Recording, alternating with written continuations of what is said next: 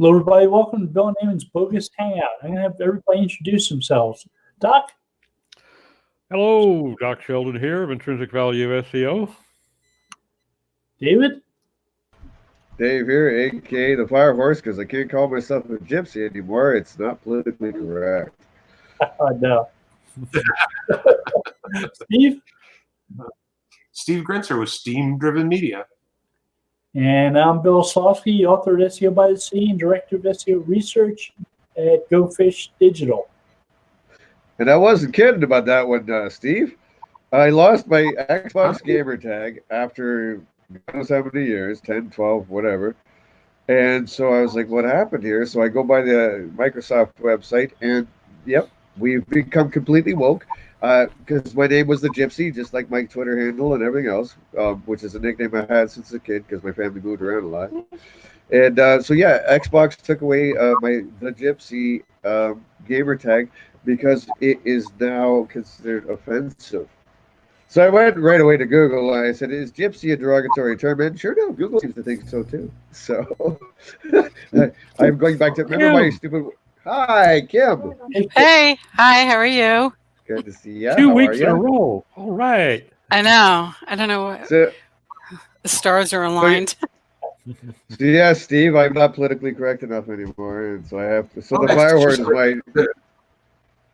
You The never guy were all that- that politically correct, Dave. Yeah, well, I don't know. I guess I'll be losing my Twitter handle next. So if you call knows? yourself the Gypsy and you're discriminating against yourself, Yeah, essentially, yeah. But it's an offensive term, so I'm guessing somebody in Eastern Europe or somewhere saw my gamer tag and reported it. I would assume. I don't think it was algorithmic, so. More likely some- some seventh generation American who thinks he has some gypsy Well, no, this is lineage. video. Yeah, but this is video games, man. It's Xbox, right? So the odds are some Eastern European fella got a little offended by it or reported by us. So, because I still have the Gypsy on Twitter, so I don't know.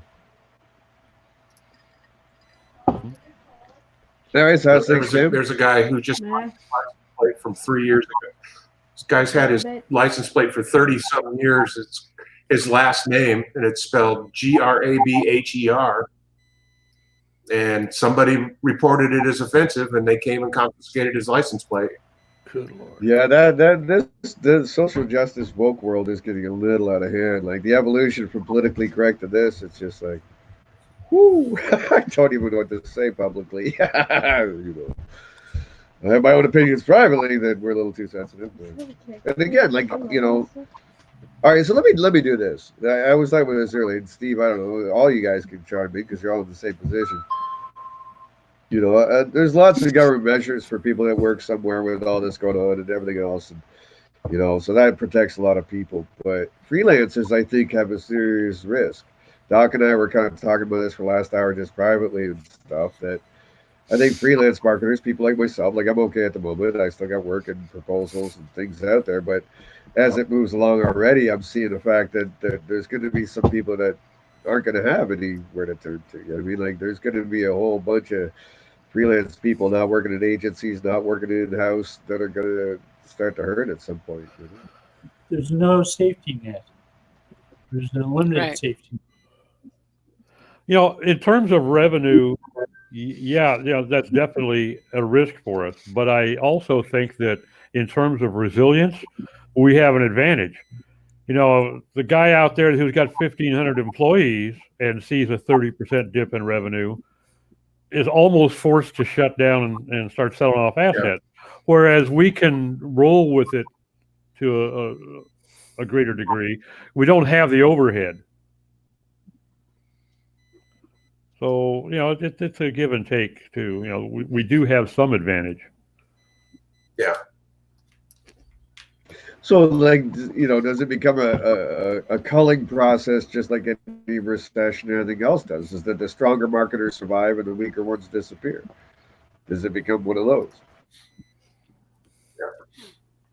It could be. It could, but you know, like I know there's a lot of us that are in situations like where I'm at, where we've just kind of had a perfect storm. I know Kim's probably gone through the same thing, where it's like been a series of events, one after another, that is they're all unusual in their own right, but they've all just stacked up one after another. Well, yeah, like, dude. Remember crap. my year last year was started with the broken leg about a year ago, and then everything went to shit from there. And I mean, I feel like maybe this is all my fault because I was like, well, next year can't be worse than this one. Okay, hold on.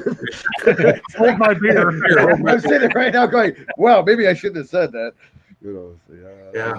I mean, it's like for us, you know, we had, so, you know, my mom had her surgeries, and then my daughter, and then while we went to deal with some of my daughter's stuff, we had, you know, vehicle problems, which was many $1,000s, had a flood in the house, which was many $1,000s. And then the stock market crashed, which was where our cushion was in the stock market. Not to mention the storm that took a couple of your barns and ran off. Yeah, the storms that came through. Yeah, and like you said, I definitely know Kim had a year of a hell of a year last year too. So. Oh God, yeah. So I miss your barn. Yeah, Kim. I know you do too, but you know, we'll recover. We always do. We're young enough and have the skills that we can, you know, weather through stuff like this. So, which is kind of, I think, what I was thinking too. It just seems like I think there'll be some people that don't have those experiences in our industry that are freelancers that are going to have some issues. You know what I mean? Like the not so resilient ones. You know? Yeah, our cushion's gone. Yeah, that's what's kind of frightening. Is after everything we've been through, the cushion and plan A, B, and C, they're gone, and now this hit. Yeah. So here's Terry. Yep. Speaking of cushions, so Yeah. hey, what's Terry. up, G? How you doing, buddy? How you making out without the hockey, buddy? That's more isolation than the rest of us are dealing with, eh? Go sports, bro. It's yeah. It's fun watching the various sports channels struggle. They're showing old games on TSN. ESPN has no idea what to talk about. That's what I mean. It's like you watch them. It's like watching paint dry. It's like they're slowly dying in front of my eyes. They declared a state of emergency today, eh? Oh yeah, we're down. Yeah. We're down to like no restaurants, no bars, no nothing. Unless you take out or deliver, you're done. I don't care. They can lock everybody up as long as it ends the fucking thing. Yeah. I was saying earlier to you, everyone in my little town freaked out, so I had nothing to worry about. This goes on till April. I walked all the way downtown and back and didn't see a single human being. I ain't catching shit. It was like, okay. As long as the Mounties don't show up to weld your doors shut, you know. Well, that's all. Yeah, they do wear red coats, you know. It is interesting to watch how people respond. It's like a new experiment in how human beings react. Well, see, yeah, that's what me and Doc and Rob were talking about for the last hour before the show. It's the same thing. This is more of a social experiment to me than anything. Yeah. I mean, it's not really technological because it's not like this is something that's, you know, I think the government's generally not that they get or doing the right thing, but it's more how people are freaking me out. It's like everyone's losing their shit. I'm like, what is going on everywhere? Yeah. You know, like, we got people showing up here in our little town from every city around us, buying up everything. Every day there's another 2 tractor trailer loads of shit in our store, and it's gone in 3 hours. Mm-hmm. And what's a town of 2,500, so it ain't us. So they're coming from outside to come in and buy the shit. Oh, there's no toilet paper or any paper products in the grocery store, Dave. No, dude, you should see my pictures. Look at the pictures. I only put half the pictures on Facebook this morning, dude. We had no veggie. Yesterday at 5 o'clock, there was no vegetables. There was no milk. There was no eggs. There was almost a couple of bags of pasta, 2 things of rice, both brown rice, because why would you want to be healthy? And it went on. The bread thing was empty. Fucking how about the meat counter, Dave? Half. Chicken was all gone. There was some beef left around, but I'd say about half of that was gone. The frozen section, all the frozen vegetables were gone. Like a couple of frozen pizzas. It was just nuts, man. And I don't understand that. I'm seeing an awful lot of places where they're showing photos of all these empty racks in the store. Oh yeah, tons Most of of them, them. the meat counters are still well stocked. Yeah, And I ours think was about half. people are afraid of freezers or what? You know, No, if 'Cause they the close power the might go borders out. here, Doc, we get no food. Like a lot of our food comes from the States. So if they close the border, we're screwed. well, Yeah. So yeah, it's been interesting, man. They should keep them truck drivers in their truck. Tell them you can't leave that's till yeah. till the end of the month, and you have to keep just driving. That's it. You know what That's they what some of them are doing. I what they know. did I know. here on the U.S. border with Mexico when the avian flu hit. They made the drivers, you hit customs, you drop the trailer, and an American driver had to pick up the trailer and take it into the U.S. Wow. And it actually, it was maybe a 10 or 15 minute delay. It didn't have a big impact. And then the Mexican driver would just turn the tractor around and head south and go get another trailer. They were just relaying them across the border. You know, and that's the way, now they only had to deal with product, not humans. Except for the poor bastards that work at the border, of course. They were having to deal with both.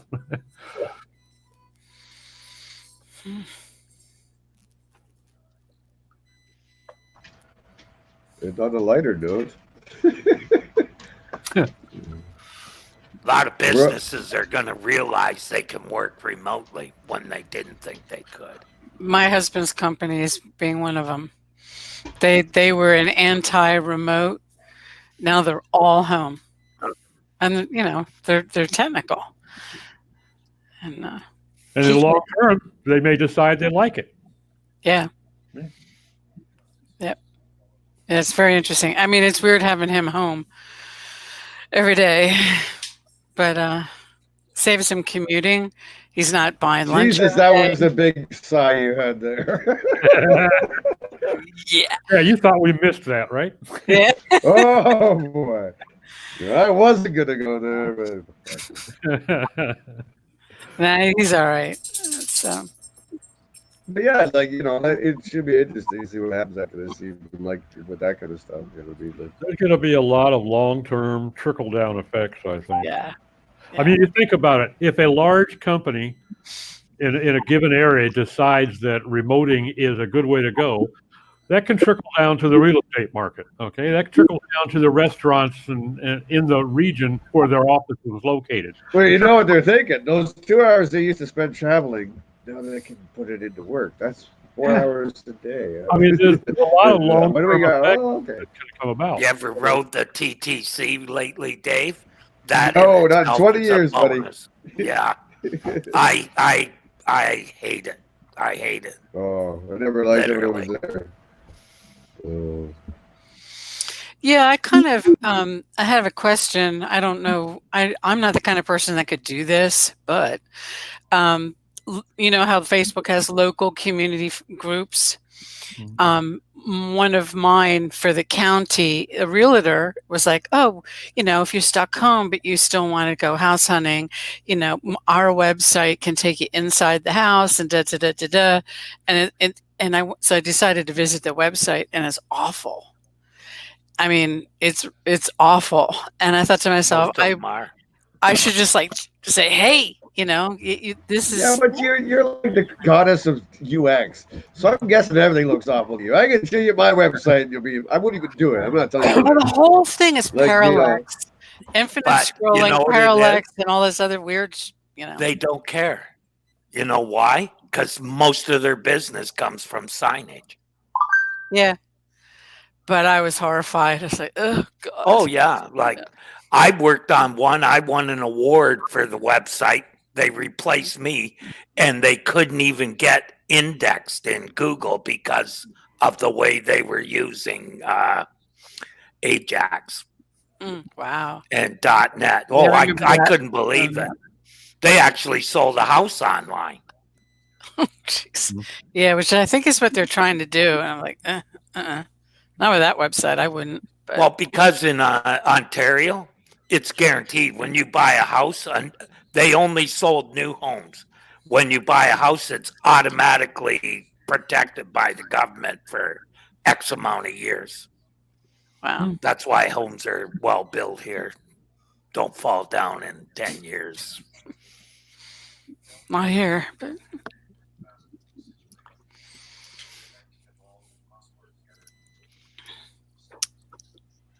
Oh, but for instance, virtual tours Mhm. for home buyers, you're not going to get to closing without walking into the place. But for searches and for picking out the 3 homes that you might be interested in, that's a good marketing angle, a good approach. I think you can handle a lot more. And basically, you do the tour once, and now all you just do is you upload it and then you show it to them. You walk them through the thing. So I think that's a very good marketing ploy to semi-qualify. You eliminate some of the looky-loos, but at least the impact on your business from dealing with looky-loos. In sites like Redfin and Zillow. But you could have that beautiful house on one side of the street and a crack house right across from it. This is true. Yeah, on the other side of the street. You're not going to make an offer on a place without doing an actual visit, but at least now instead of actually going and physically seeing 50 homes, you can tour 50 homes and only get in your car once. Why not? That's how they assess them. yeah, some people In do. the U.S. Yeah, some people do buy without ever setting foot in. I know 2 people who did that. Investors, yeah.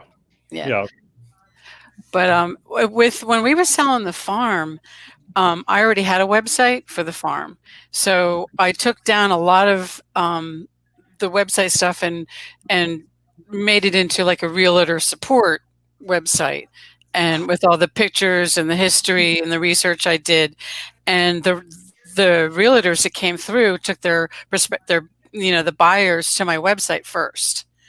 And so that turned out to be a really cool thing. And I don't know anybody who's done that. I just happen to have, 10 billion pictures and videos and all that other stuff. But, that was how the people who eventually did put in an offer, they've been to the website over and over and over and over again, because that's where I put everything. Mm-hmm.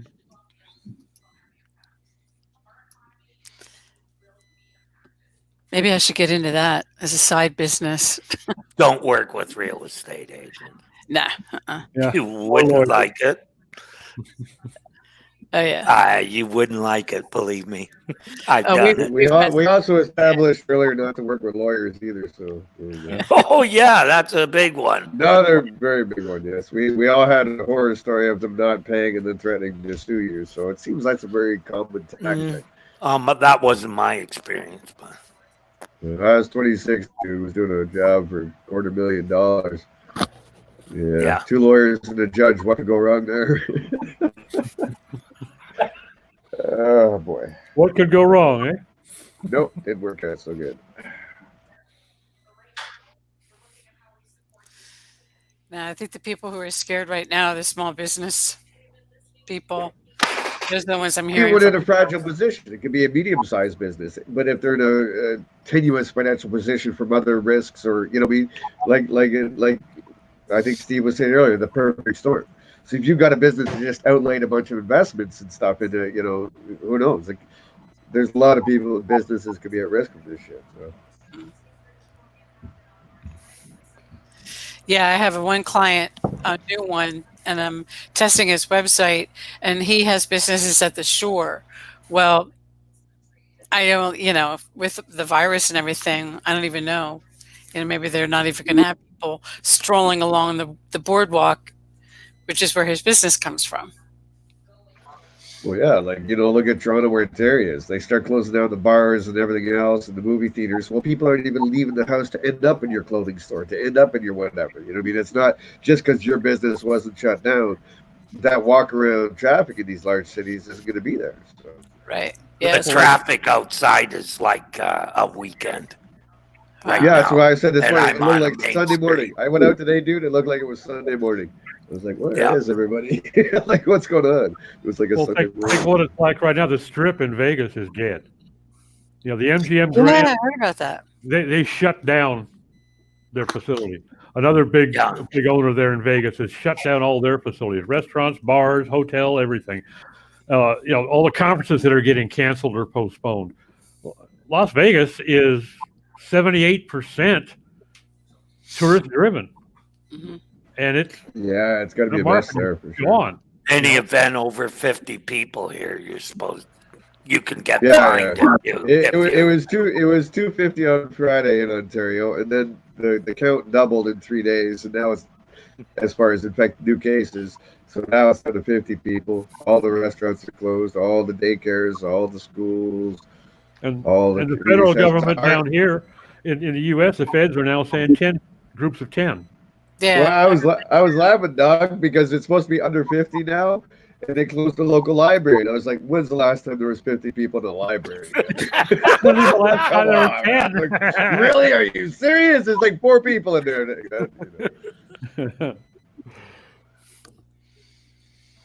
Yeah, but that's probably appropriate. Like I said, I don't mind what the government's doing. I just get freaked out by how the people are acting. That's more of the interesting part of the sociological Yeah, but experiment we're having here. if a restaurant has to close down for 2 weeks, they're probably shutting the doors forever. But I could see it, Terry, because when we realized this was starting to get like this, we went down, there was no bread or toilet paper. If you want to be part of that panic thing or not, you end up having to buy because you don't know when you're going to get a chance to do it again. So it's like a big snowball that starts to roll. Like Katie and I are still going down there, walking out with one bag. You know what I mean? We got lots of food at home. We're not stocking up. But it's like, oh, crap.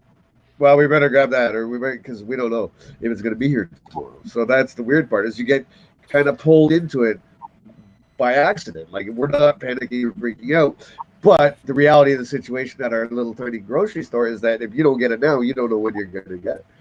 So yeah, it's weird. It pulls you in.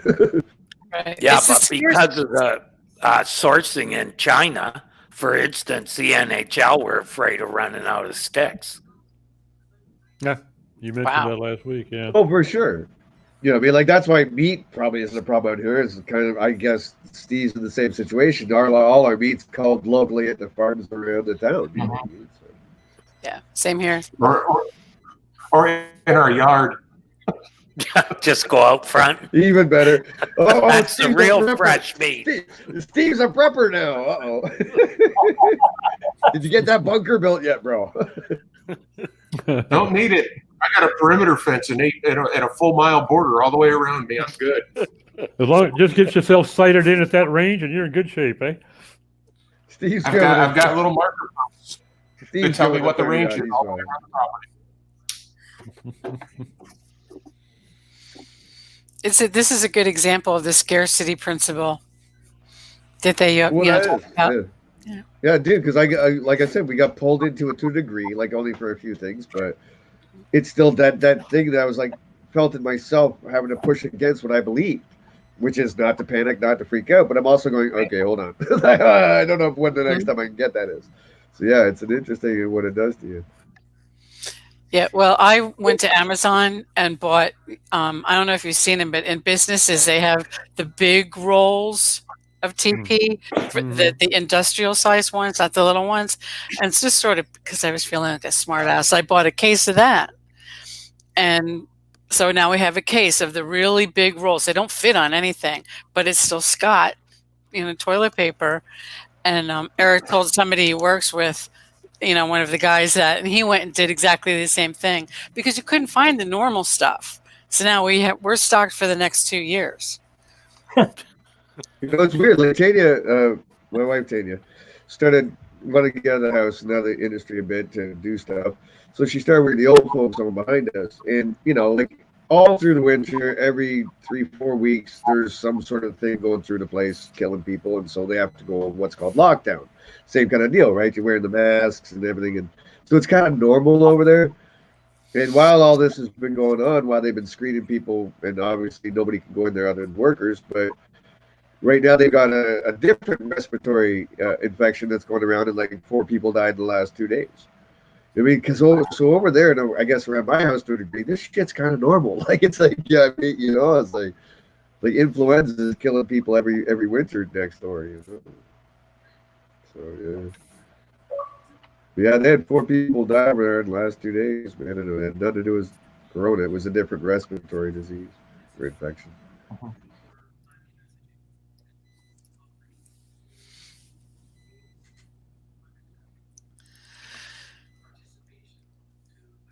Well, Bill just doesn't let anybody else get a word in edgeways, does he? I've been trying to. He's busy writing more of those clickbaity titles of his.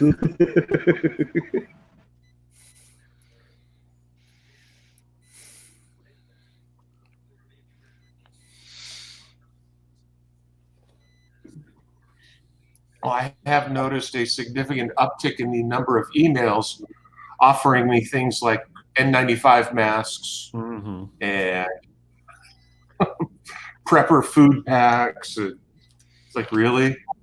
I'm getting emails from people I haven't heard from in 2-3 years, giving me the latest COVID-19 news. Wow. And half of it, who knows? Like, I mean, we've been looking up the myths and stuff lately compared to what you see on the WHO or whatever. It's crazy. I've Hold got your breath a for 10 seconds. there's a webinar I'm going to be sitting in on tomorrow that I forget now who it's from, but basically it's a security site that they've been tallying the number of infected emails. Either the email itself is infected or it's a phishing attempt to draw you to a site that has got malware on it that's being driven with COVID-19 subject line. Wait, you're telling me human nature has a dark side? Oh, yeah. What?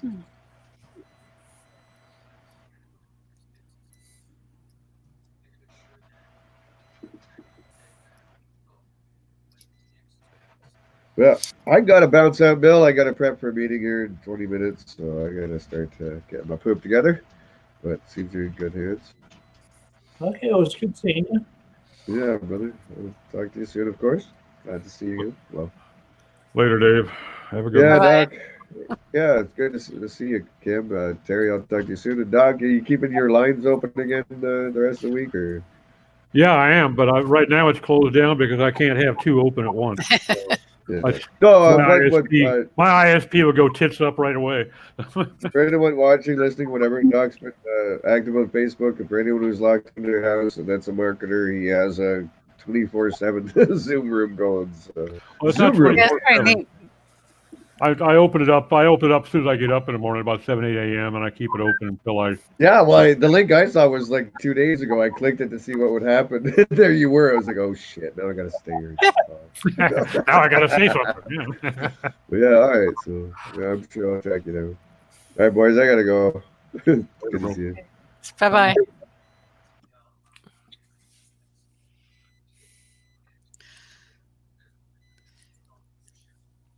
Yeah, I keep somebody filled out one of my forms on my website, but it's not a real. It's all test, and test. Yeah. And, Rumor test. yeah, like why? I mean, that's the stuff that I do as a software tester, but why is somebody doing that to my That's contact form? spammers testing to see if they can get through to your email address. Huh. Interesting. Say X Verify rumor it. test. Yeah, it's all test and then tst.com, and then they say their website's Google. It's coming from Germany. Yeah, it's probably just a bot doing an email verification, contact form verification. I've never Seeing if they can get through. That's what they're checking. Mhm. Which means their bot can fill out your form and send it in. Yeah, clearly. Yeah, there's bots that can beat CAPTCHA now too. Wow. Yep. That's why I don't bother with it anymore, because all you hear is complaints about it taking so long to fill out a form while they're giving Google all kinds of information. There's lots of ways to do it. All the people spamming me don't have problems filling out the CAPTCHA. What's wrong with you? Yeah. Yeah, it's very So interesting. on that form test you were talking about, Kim, Yeah. that's a two-parter. Yeah. The first part is it is. the form secured, so they can Yeah. use it as a remailer. And if they can use it as a remailer, then they're using your IP address instead of theirs to spam from. Mm-hmm. And the alternative to the secondary part of that is most people have an autoresponder tied to their forms, and that gives them a real email address to start spamming to. Yep. Huh. I'll be darned. Not that I know anything about that world. No, of course not. Yeah, it's weird. The first one came from someplace in the U.S., and then the second one followed right up from Germany. Got the IPs for both. Yeah, it could have been a VPN in Bangladesh that was doing it, though. You know, the rotating VPN settings. Yeah, you can't really always. You have to look in the header and see which server sent it. Yeah, there you go. Okay. Yeah, just like right before I came on with you guys, I saw this and I'm like, what? This is not real. Okay. I just assume anything coming through a form is spam. Most of the time, yeah. Sometimes I do actually get, work. One out of 100. Right. Most times it's referral and they don't even use the form. But one guy the other day messaged me. It was broken English and texted me on my phone. Left, do you build new websites for new business or something like that? And I'm like, wait, you're gonna text me on my cell phone and ask me that? So because that's free to them. Okay. See, I'm a bitch. I just like nah, not even bothering. That's okay. You should have heard me cussing out the Google ad rep that called me this morning at 6 a.m. And he's like, and I'm like, do you have any idea what time it is? And he's like, well, on your account it says you're on, whatever this time. It's like, yeah, that's for the account. That doesn't mean I live there. And it's like, oh. And it's like, oh my God. And you can hear the call center noises in the background. It's like, come on. You don't work for, you're in a call center in India. You're looking at the timestamp on the account and assuming that's where I live. And so you feel it's okay to call me at 6 o'clock in the morning. Yeah. You need to burn in a fiery pit. And yes. We need to have it take Google too. Yeah. I'm like, if you can't approach me professionally, with a fully formed grammatically correct sentence, I'm not. I'm too old. I can't. Did you know? Bill might remember this. One of my favorite teaching moments from Ammon was like 20 years ago. He called me at 3 o'clock in the morning, woke me up, and I think it was when I went out on my own, and I wanted to be a sole proprietor. So, and with his British accent, he's like, "Are you awake? Are you open for business?" I'm like, "It's 3 o'clock in the freaking morning." He goes, "Yeah, but that's what it's like. If you're going to be a consultant, you have to be open all the time." It was an Ammon moment. It was perfect. And he scared the shit out of me for, ever since then. I'm like, I was afraid that he's going to do that at 3 o'clock in the morning and it'll be Ammon. So yeah, that was a teaching moment from the Black Knight. Nope. Now I've gotten very little tolerance from. I just tell whatever they call me. I tell them, send me your 3 best recommendations in an email. And number 3 is always increase your budget. Always. I've yet to see anyone that was not increase your budget. And a lot of the others are like completely just robo-copied from the auto recommendations that come up in the Google Ads account anyway. It's like, why are you even bothering me? You're not telling me anything that their automated system isn't telling me, and it's wrong half the time anyway. Yep. Because it more wants me often to change. than not. The worst one is it wants me to change. This has happened to a couple of clients now. It wants you to change your bid process to maximize conversions, which would be fine if you had any goals set up. If you don't have goals, why is maximize conversions even an option? But like, well, we show you have conversions. It's like, how can you? All of our conversions happen in meat space and in front of somebody. They don't happen online. It's like, that's the only part of my job I've gotten to where I hate it, because I'm sick of the emails and the phone calls.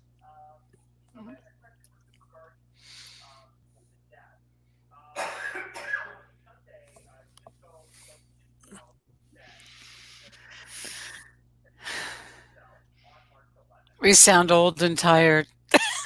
I don't have those problems anymore.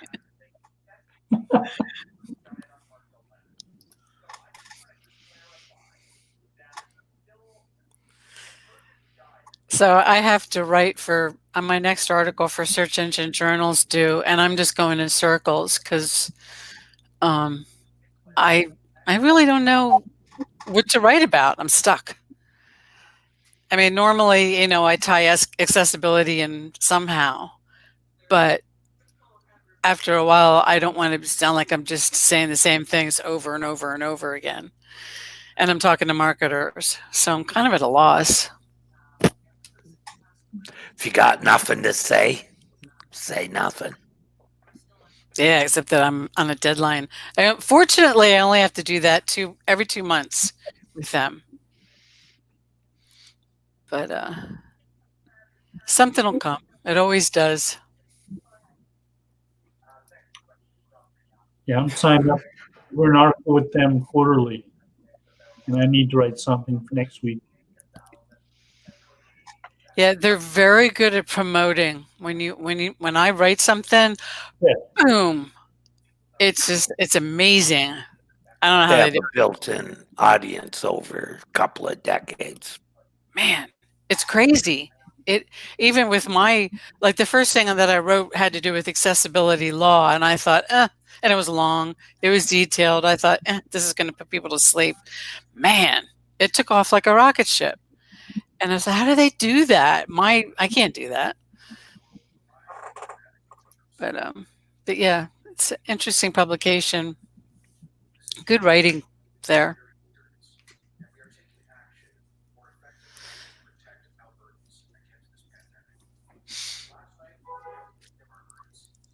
No comment.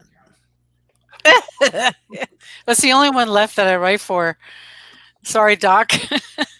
That's all I was writing about for Doc too, is accessibility. But I've written for them all. I mean, I don't think there's anybody that I haven't written for.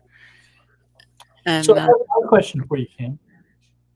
Chrome is now set up so they can understand images on your website, and it can provide natural language descriptions of those images. What I missed the first part. It was Chrome is set up so that it can look at your images on your website, and it can provide natural language descriptions of the images. Mm-hmm.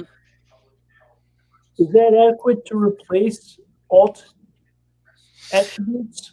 Probably not, because a lot of times if it's being read through a screen reader, the description has to be within the context of the content around it, which sometimes when people put in alt attributes or I guess if a machine's trying to figure it out, if there's a picture of a bicycle, but you're talking about the surrounding content has nothing to do with bicycles, it's not going to make any sense. No, I was thinking that would be an interesting thing to research and write about. Yeah. Okay. Something to play with. Yeah. Can test that. So yeah, that's actually an area that isn't done well at all. I'm not even that great at doing my alts, mostly because people don't pay me to spend a lot of time on them. Yeah, I have had at least one person ask me if what Chrome is doing is adequate, and I didn't have an answer for them.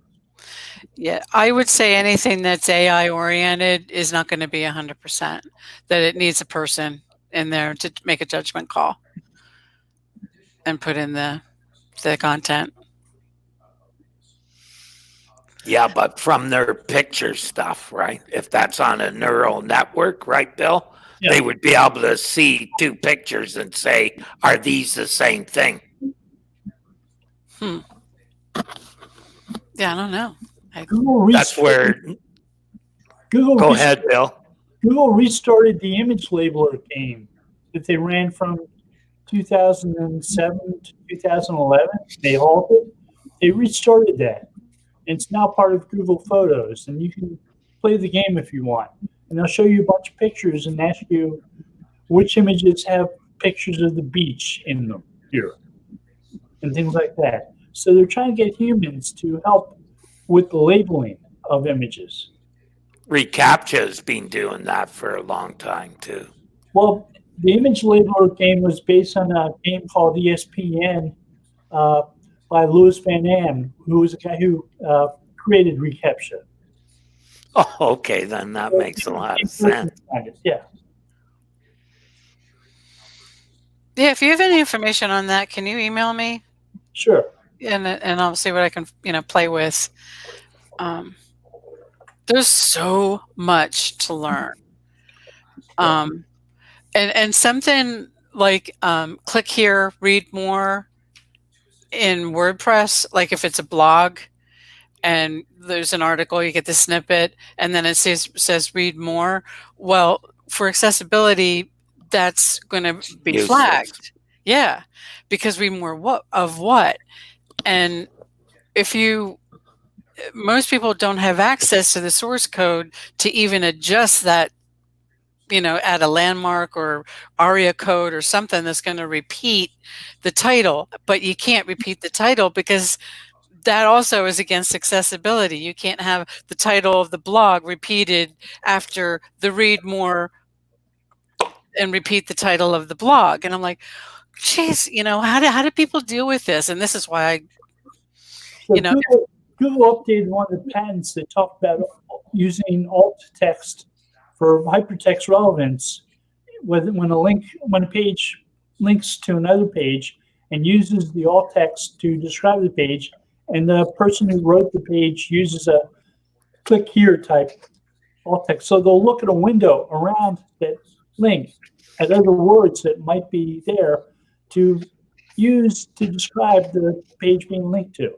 Yeah, because as like back in the day, Bill, Google didn't use anchor text that was an alt tag, correct?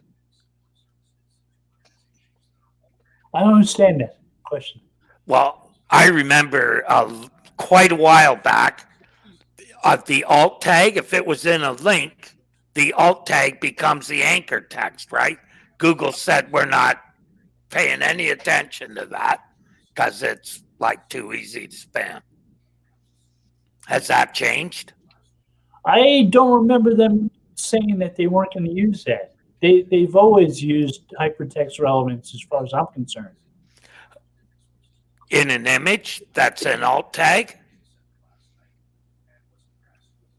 Yeah, that was like would you would mouse over and it would appear as the description. No, you're speaking of title tips.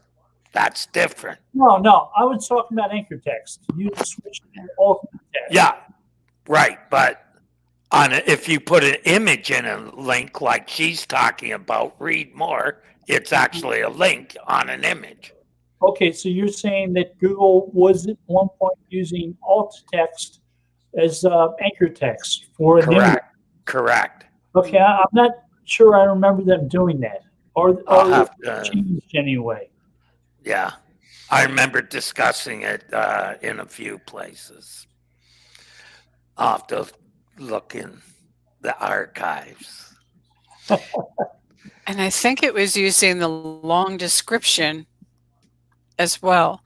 This isn't one of the things that I've been kind of researching because I wanted to nail down the code so that I know what to do and how to fix it because it's flagged a lot. So a title attribute isn't descriptive of the image. It's usually something like click to enlarge or some kind of instructions like that. Right. And that's what's behind an alt tag. Those are tool tips, and they're sometimes referred to as title in the href. Yeah. Right. I know those are not part of any kind of ranking factor. I'm pretty sure of that. Yeah.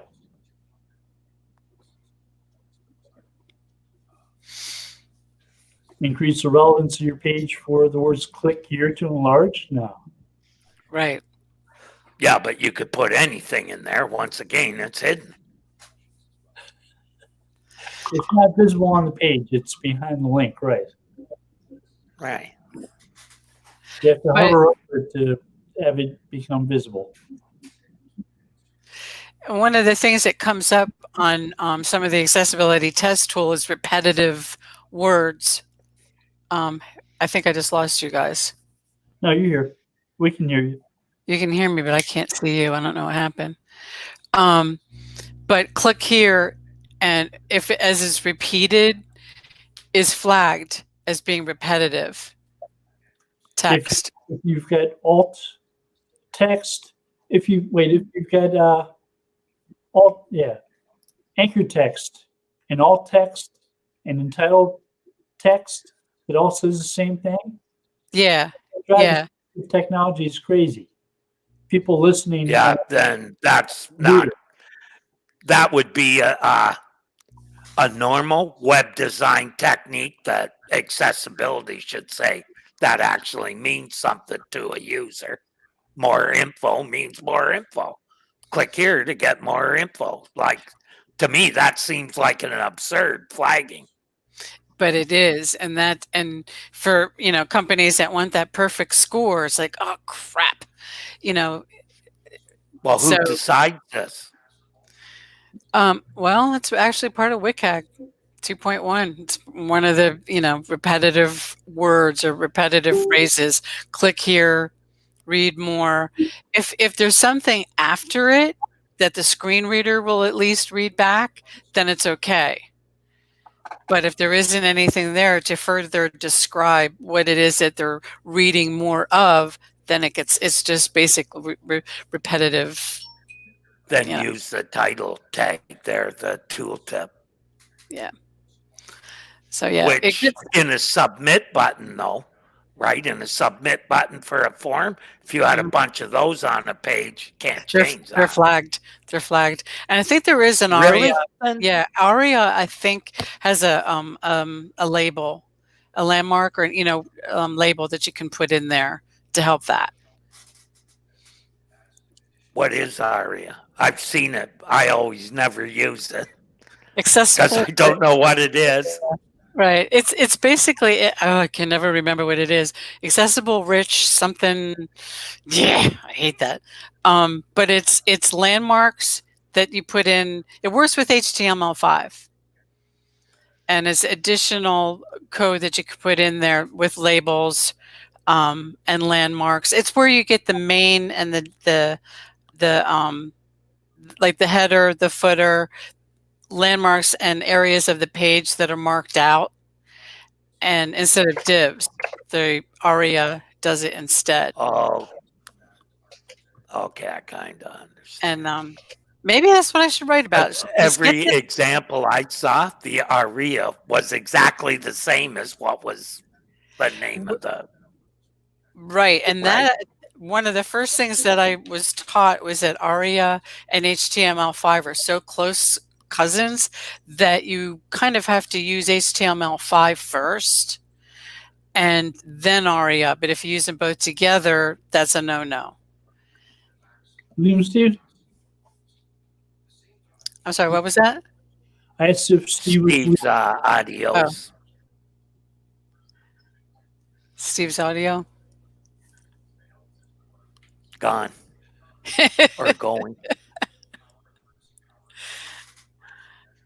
So, but yeah, this is giving me ideas because these are some of the areas that I've coming across that I'm being asked how to fix, and which is over and above font sizes and color contrasts and a lot of the stuff that everybody knows right now. But that read more button on the main page of a blog is almost impossible to get around. Yeah, it's annoying. And especially if you No, can't it is break in. impossible to get around. Pardon me? Okay. The pictures just changed. Yeah, Steve left. Oh my God. You know, So, I'm going to send you a link about those natural language descriptions here in chat. There's something from Google about those. okay.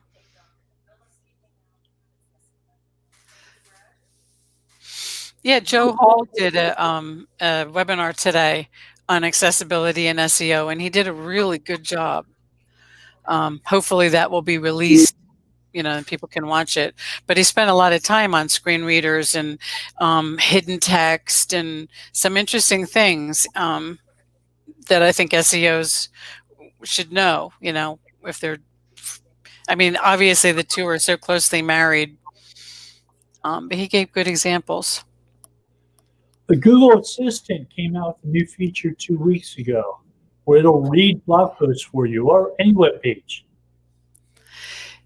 And it'll give you volume controls and speed controls for that page as it reads it. Yeah. So if you speed it up or slow it down, you can do that. Yeah, my husband's been using it. Not me. I haven't played with it yet, but he likes it. In fact, I sent him something and he was playing with his phone and reading it while I was standing there. Yeah, I've been having mine read stuff to me while I do household chores. Mm-hmm. Yeah, that's me in podcasts. Yeah, spend a lot of time. This is listening to speakers and stuff. But when I want the code, that's when I'm like, I have to show me the code. I want to know exactly how to put it and where to put it. And yeah, I've been listening to Audible books too. Mm. Some of those, they sometimes say refer to the PDF that accompanies the book. It's like, no. PDFs have to be accessible too. That blew my mind. I went all these years and never knew that. Word documents, PowerPoint, and PDFs all have to be accessible. Who the heck knew? They added closed captioning for PowerPoints also. Wow. So you can save the captions for your presentation with your PowerPoint, and it'll show subtitles, like a foreign film. Wow. It's definitely going to be happening more and more. It's just one more thing you have to learn. And it's hard to keep up with it all. Yeah, the web is changing every day. Those captions need a lot of editing, eh? And sometimes it's better to just write the whole thing over because it makes no sense at all. Right. That was my experience with it. So, yeah. Oh, Google, YouTube at least used to be really bad at captions, and they've gotten better, I think. Yeah.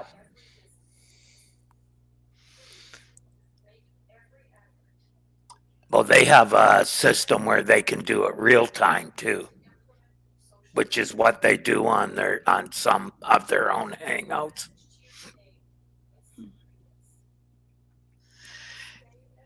Yeah, it's a lot of accessibility advocates. They won't even talk to you unless, if you have a video or a podcast and it's not transcribed, they're like, they don't have any time for you. It's like, That's an expensive business. Transcription. Cheapest I've found is $1 a minute. Wow. Yep. And that's cheap. There's a lot more than that too. Well, even some PDFs, making them accessible, some of the prices that companies are making, it's like, whoa. I mean, there's software that helps, but it does take more time if it's PDF form. That's, ugh. You know how you make it accessible? Turn it into a Word document. But then the Word has to be accessible too.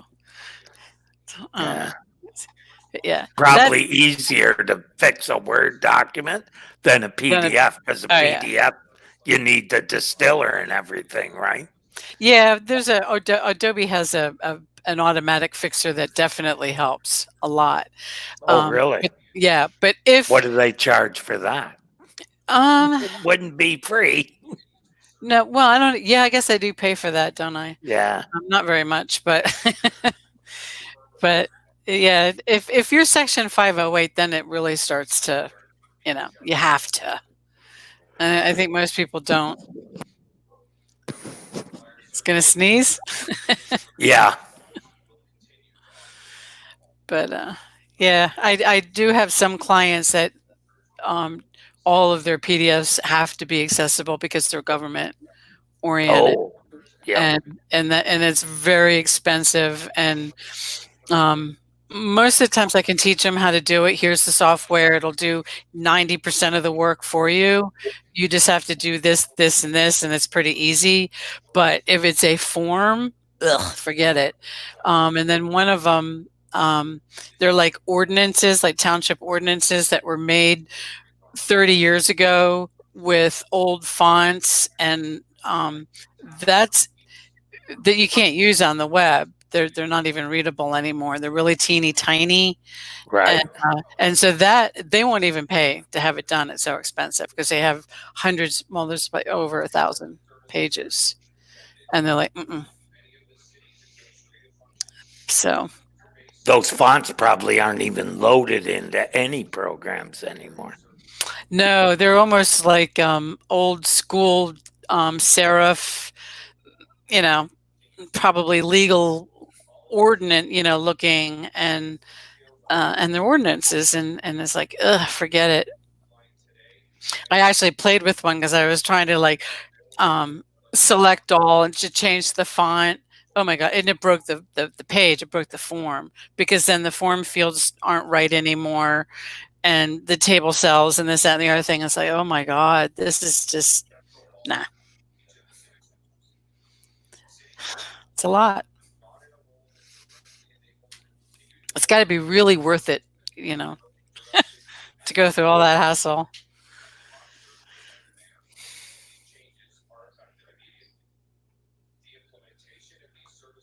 So those are local government clients? Yeah. Yeah.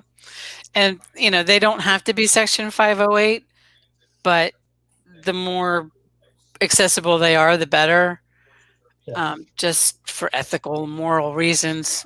They don't want people complaining that they can't reach or use the documents. Right. Because that's the only way they can get them often. Right. It was really funny because they were like, well, we'll just throw them in the mail. And like, well, yeah, you can do that, but then that's considered discrimination. If a sighted person can see the form and download it or scan it and fill it out, or do something that way, but an accessible person has to have it mailed, that's discrimination. Oh, wow. Yeah. Yeah. Yeah. Now my rabbit hole. It's like, yeah. Oh, wow. Yeah. I oh, wow. Yep. Yeah. There's a lot of ethics with accessibility, and more and more and more, and just things that people didn't even think about. I mean, it took so long for people to understand that handicapped people should be able to park closer to the entrance of a store, and we're way past that, but and in Europe and in Canada's got its own laws for accessibility. Probably don't even know. And they're gonna, public accommodation in Canada is a thing, and they're more inclined to start enforcing it, and so is the UK. Forget what year, 2021. Yeah, most buildings in Canada are fully accessible to people. Yeah, but they want their websites in Canada to be accessible too. And Well, Ontario has, yeah. I could say they may be accessible, but that doesn't mean they're useful. Yeah. Yeah. And how they're going to enforce this stuff in the Canada and the UK, we don't have an answer to that either. I've never heard of accessibility police yet, so I don't know. And litigation in Canada, you can't do that kind of litigation in Canada. Interesting. Judge would laugh you out of court if you were taking someone to court or suing them because you couldn't use their website. Wow. Yeah, I'm pretty sure. Yeah, not like in America. Well, the land of litigation. I mean, the country was founded by lawyers. What does that tell you? Yep. Uh-huh. You know. Yeah, most cases are settled before ever going to court, but people are scared anyway. Most of the time, you just work it out. What do I need? Yeah. Like if you get a letter, it's like, oh crap, sorry, I didn't know. What do I need to do? And you fix the problem. But others, if they haul off with lawyers and they want to get like Domino's, they took it to the Supreme Court. They're like, hey, we don't have to do this, and Supreme Court's like, come on, guys, can't. And they threw it out. They're like, go back to the Ninth Circuit. Just get your shit together and just do the right thing. And so they basically said you should work it out. We shouldn't be looking at this. The Supreme Court said no. Yeah. Supreme Court's last court of appeal because they're the final court. They're the highest court. So, but that's a little over the top for that court, though. You can't appeal a decision of the Supreme Court to anybody. Right. Yeah. So, I understand, but that's still overkill to take it that far. If they say, look, we don't want to decide this. We like the decision. Oh, yeah. Right. They should have done that, too. Yeah. Like, to me, it seems Domino wasted a lot of money because they probably could have fixed the website for less money than it costs for all the lawyers to go to court. Probably. A lot less. Because their lawyers aren't $100 an hour. They're a few thousand, probably. But they're making a point. They don't want to be told by the public what they have to do. And I don't blame them. To me, even Google, they can do whatever they want. It's a website. They own it. They can do whatever they want, including make everything paid. To me, they should have, if they want to do that and they market, I have no problem with it. Because I know eventually someone will do free again and they'll have lost all their business because there's people who just won't use an all-paid engine. Right.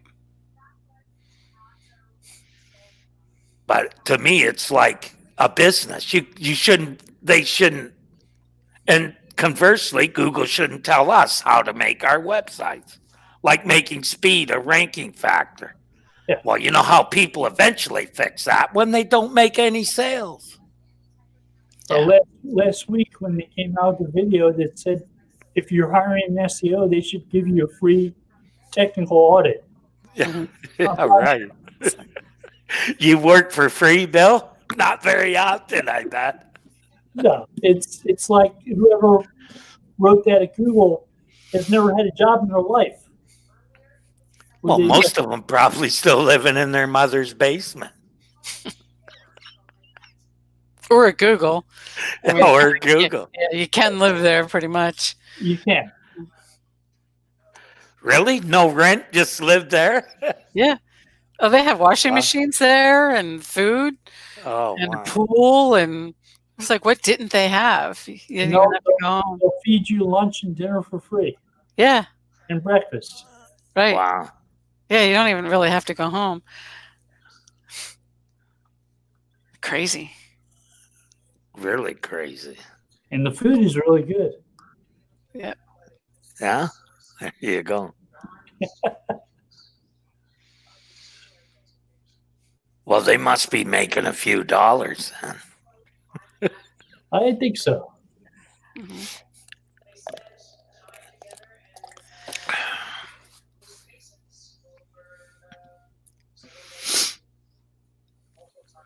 Well, good. You gave me some ideas. See what I can do for the article.